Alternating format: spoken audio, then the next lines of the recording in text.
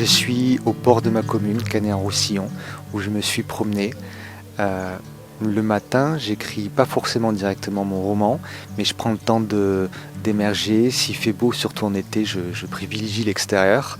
Soit je vais au marché, soit je me promène un peu, ou je vais à la plage. Et je laisse revenir surtout à la surface les rêves que j'ai fait, les rêves nocturnes. Et je prends le temps de les noter. Je note toujours, la plupart du temps, les trois quarts du temps, mes rêves sur un carnet. J'ai d'innombrables carnets qui ont été remplis au fil des ans depuis mon enfance-adolescence. Cette nuit, c'était une ambiance assez nocturne, familiale, un peu étrange.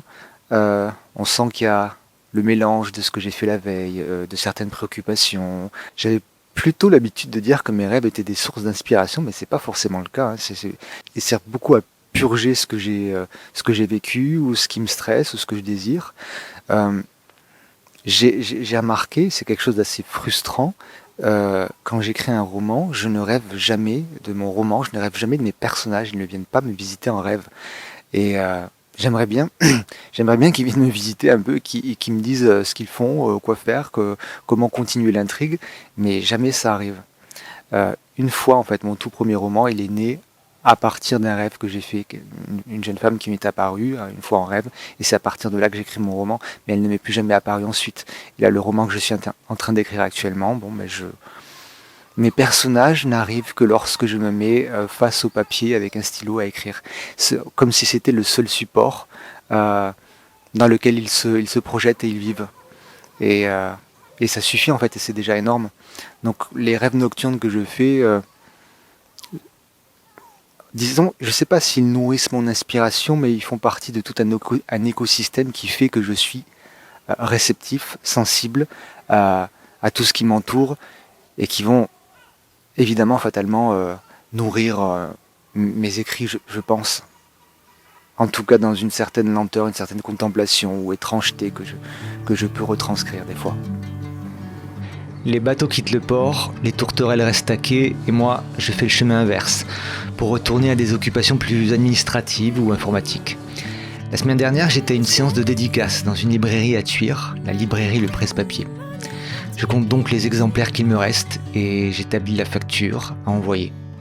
Je me rends compte alors que j'ai dépassé les 100 ventes depuis la publication de mon dernier roman.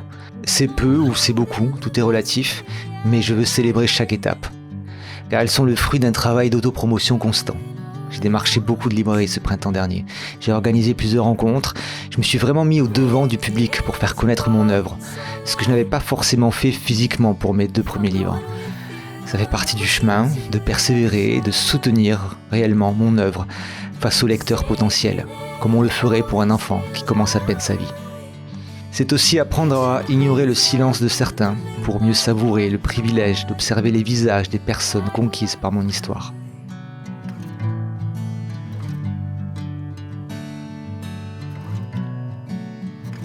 Ensuite, je reprends les pages manuscrites des jours précédents et je retranscris tout sur ordinateur.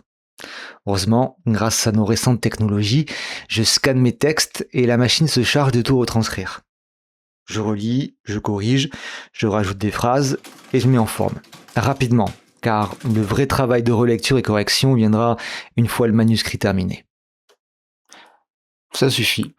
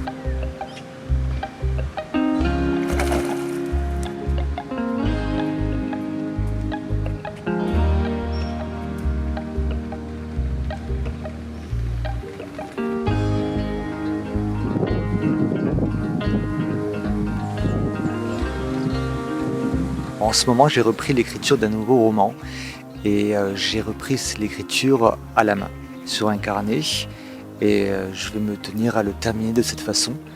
Euh, Pourquoi? Alors que toute la première partie, la grande moitié, je l'ai tapé à l'ordinateur en novembre et décembre. C'était plus approprié, on va dire, juste être à l'intérieur. C'était l'automne, hiver, j'écrivais sur l'ordinateur, c'était ok. Mais arrivent les beaux jours, arrive l'été, et j'ai surtout besoin de sortir de chez moi pour me mettre dans un élan de travail, d'écriture. Quand on est à son compte et que son atelier est aussi son appartement, son lieu de vie, c'est un peu compliqué. Donc le fait de sortir de chez moi et de pouvoir écrire absolument n'importe où, juste en emportant mon carnet, mon stylo, je trouve ça sensationnel parce que chaque endroit peut être mon bureau improvisé, mon écritoire. Pas besoin d'apporter ne serait-ce qu'un ordinateur portable, de l'allumer, d'avoir affaire à la technologie, à des écrans. Et je retourne à cette sensation, cette relation organique à l'écriture qui passe par la tête, le bras, la main, le mouvement des doigts et de la main, qui est plus lent. J'y apporte beaucoup plus de style. J'ai remarqué lorsque j'écris à la main, parce que c'est plus lent, mais c'est plus profond et paradoxalement c'est plus fluide. Je m'arrête moins que lorsque je suis à l'ordinateur. Les idées et les phrases abondent plus naturellement. Voilà, il y a une poésie en plus dans mes phrases et évidemment dans l'approche et dans la posture que j'ai en écrivant au stylo. Alors, J'ai dû arrêter mon petit monologue parce qu'un grand-père et sa petite fille sont arrivés et ont commencé à rester près de moi. La petite fille était très intriguée par ma caméra. Elle restait figée derrière, à me regarder, à observer l'appareil et attendre que quelque chose se passe. Et vraiment, elle ne partait pas. Elle devait avoir peut-être 12 ans. Et c'est très marrant parce que un de mes personnages de mon roman que je suis en train d'écrire, c'est une petite fille de 12 ans. Et évidemment que j'ai vu en elle le personnage qui s'incarnait devant moi et qui venait un peu pas me parler, mais essayer d'être en présence ici. Alors j'ai laissé faire, j'ai laissé jouer, et puis elle est repartie. Mais ça m'a beaucoup fait sourire. alors j'ai voulu reprendre l'écriture après avoir attendu 15 à 20 minutes que la petite fille avec son grand-père et une autre dame avec son chien qui passait ait fini de s'amuser.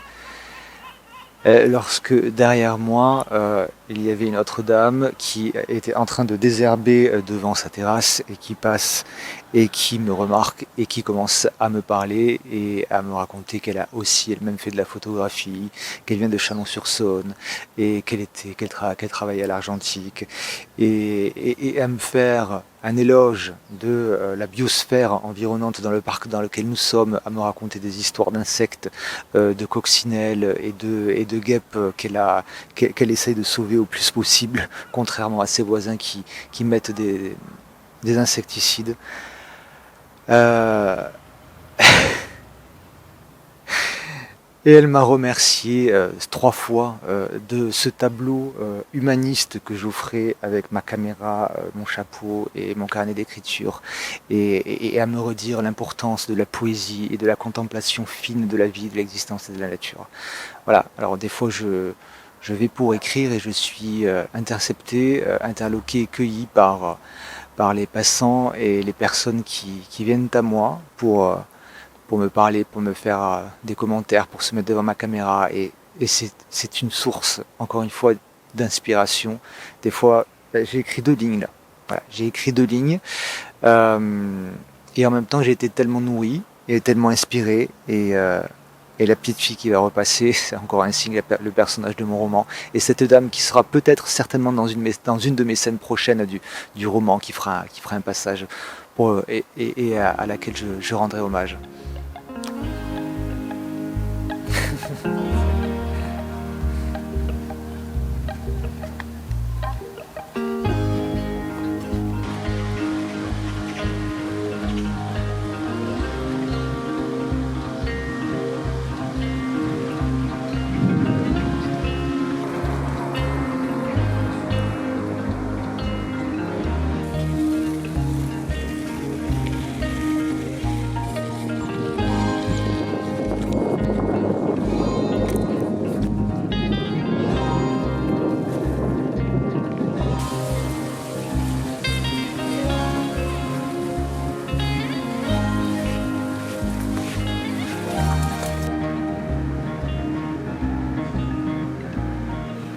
Alors lorsque je vais sur la plage, dans un coin de nature, je trouve toujours plus ou moins un tronc d'arbre ou un arbre mort couché sur lequel j'improvise un banc ou un tabouret parce que je préfère écrire avec une certaine assise. Je ne peux pas écrire assis ailleurs sur le sable, c'est trop gênant, c'est pas assez confortable pour moi. J'ai essayé, j'ai très vite mal et puis ça m'agace, je ne suis pas assez sérieux entre guillemets. En ce moment, on est mi-juin, je m'aventure à l'extérieur à partir de 17h. C'est le moment où je suis le plus éveillé, artistiquement parlant, comme un vrai romantique du XVIIIe siècle. Pour créer et pour écrire, c'est vraiment à partir de 17h. Là, j'ai écrit à 16h, derrière chez moi. C'était compliqué. Je ne sais pas si c'était la scène que je décrivais qui était compliquée ou si c'était justement l'horaire ou le lieu. Ça n'a pas été fluide. Donc vraiment à partir de 17h et je peux écrire 3/4 d'heure, 1 heure et en fait c'est tout. Je m'arrête. Je ne suis pas du genre à écrire longuement pendant des heures et des heures. Je suis comme une tortue. L'important, j'ai vraiment compris que l'important, c'est la discipline quotidienne. Peu importe si j'écris une phrase, un paragraphe, une page à chaque session d'écriture, l'important est que j'y revienne tous les jours. Dans le fait d'écrire peu, 3/4 d'heure, 1 heure, et de s'arrêter, c'est de préserver l'énergie créative. C'est de savoir s'arrêter quand bien même j'aurais envie de continuer, de savoir la retenir pour la préserver pour le lendemain. Parce que si je l'épuise jusqu'au bout, jusqu'au long de la journée, 3, 4, 5 heures, le lendemain, je peux être quasiment sûr que je ne vais pas avoir envie d'écrire. Donc c'est vraiment contenir, préserver l'énergie, savoir qu'elle est toujours là, que je ne vais pas l'épuiser pour le lendemain, l'utiliser à petite dose. On me pose des fois la question, comment arrive l'inspiration, comment on fait pour écrire, c'est difficile d'écrire, je ne saurais pas moi-même écrire. En fait, il n'y a pas d'autre façon pour écrire que d'écrire. C'est aussi simple que ça. Voilà, fin de la vidéo. Non, on pense que souvent, à tort, que l'inspiration arrive de nulle part, qu'on est comme foudroyé et qu'on va se mettre à créer, à écrire. Non, l'inspiration arrive, mais il faut qu'elle nous trouve au travail. Je ne sais plus qui a dit cette phrase, un artiste connu. C'est l'acte même d'écrire, de me mettre en mouvement à l'écriture qui va appeler l'inspiration et qui va faire que je vais écrire des choses. Je n'ai souvent, enfin c'est même pas souvent, j'ai jamais d'idée, bon, des fois oui, mais les 3/4, 80-90% du temps, lorsque je me mets à écrire, je ne sais pas ce que je vais écrire. Je reprends l'histoire là où je l'ai laissée et je suis moi-même spectateur de ce qui arrive. Et une phrase arrive parce que je me mets en position, parce que je prends le stylo et que j'ouvre le carnet. Je relis les dernières phrases. Il y a une autre phrase qui arrive, de la tête au bras, à la main, ou de plus haut, si on veut, selon les croyances. Si ça vient pas de moi, ça vient d'en haut, mais bon, ça c'est selon les croyances. Et ça arrive, une phrase après l'autre, ça se construit. C'est aussi simple et vertigineux que ça, j'en ai conscience, mais c'est ainsi que se fait l'acte de création. Alors évidemment, après, il y a toute la construction narrative d'une histoire, la structure d'un roman, mais ça arrive plutôt après, à tête froide, réfléchie, qui sont pas tant des moments, c'est un peu des moments de création, mais c'est plus des moments d'architecte, où je vais voir de loin ce qui va se dessiner, se profiler ou pas. Il y a des fois, je ne sais pas du tout ce qui va se profiler pour tel personnage, et c'est ok, ça arrivera au moment où j'écrirai, ou plus tard. Et je note des idées, des morceaux de phrases, d'intrigues pour tel personnage, tel lieu. Là, je sais qu'elle va partir ici, pour faire quoi, peut-être ci ou peut-être ça. Bon, c'est très vague, ça se dessine comme une esquisse, comme on commence un tableau et ça s'affine à la suite en écrivant.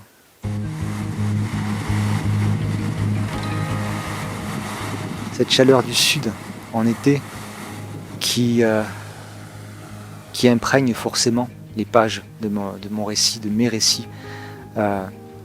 Tout transpire, tout ce que je vis, tout ce que je vois, et sans le conscientiser, sans m'en rendre compte, forcément s'inscrivent et se retranscrivent sur le papier.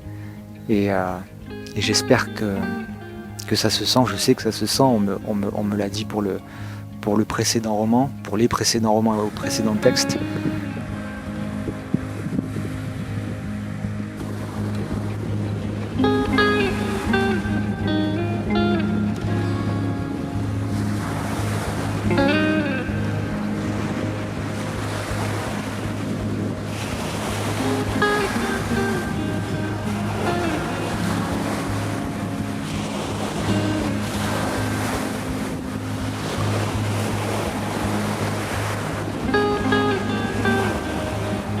écrire une histoire, même si elle sort de l'imaginaire, c'est faire acte finalement aussi de mémoire, de retranscrire ce qui est vivant en moi, autour de moi, même si les situations et les personnages sont différents, ont d'autres prénoms, d'autres noms.